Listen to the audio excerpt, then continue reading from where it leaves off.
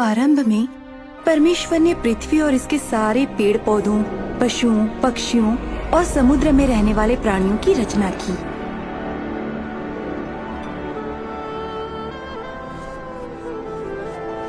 मिट्टी से उन्होंने पहले आदमी को बनाया और उसके नथनों में जीवन का श्वास फूंका। पहला आदमी आदम कहलाया। परमेश्वर ने कहा, आदमी के लिए अकेला रहना अच्छा नहीं, मैं इसके लिए एक योग्य साथी बनाऊंगा। इसलिए परमेश्वर ने आदम की एक पसली ली और उससे उन्होंने स्त्री की रचना की, जिसका नाम हव्वा था।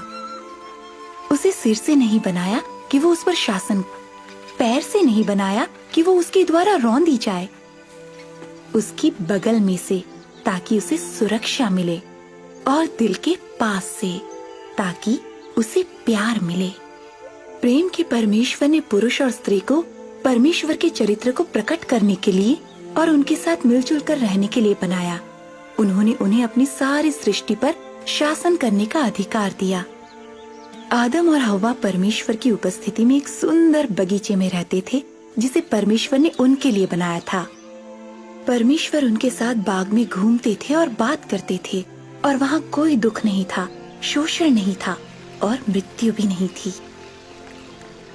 परमेश्वर ने आदम से कहा, तू बाग के सब वृक्षों के फल खा सकता है, सिवाय भले या बुरे ज्ञान के वृक्ष के फल के। अगर तू उसका फल खाएगा तो अवश्य मर जाएगा।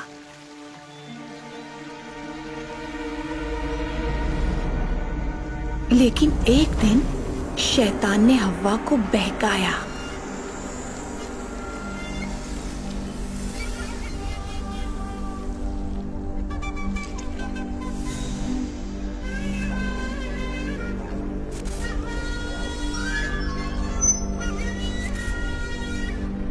उसने फल तोड़ा और उसे खाया, और उसका कुछ हिस्सा अपने पति को भी दिया, और उसने भी खाया।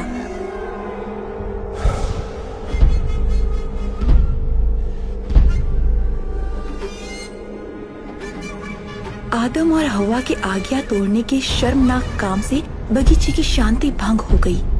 स्त्री पुरुष के बीच का मेल और परमेश्वर और उनके बीच का मेल भी खत्म हो गया। आदमी को एक पीड़ादायक जीवन जीने का श्राप मिला, और स्त्री को संतान उत्पन्न करते समय की पीड़ा सहने का और पति द्वारा शासित होने का श्राप मिला।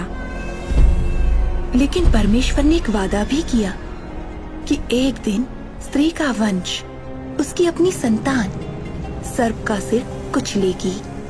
पवित्र शास्त्र में दयालु परमेश्वर अपनी सृष्टि के साथ अपना मेल और आदर फिर से स्थापित करने की योजना के बारे में बताते हैं।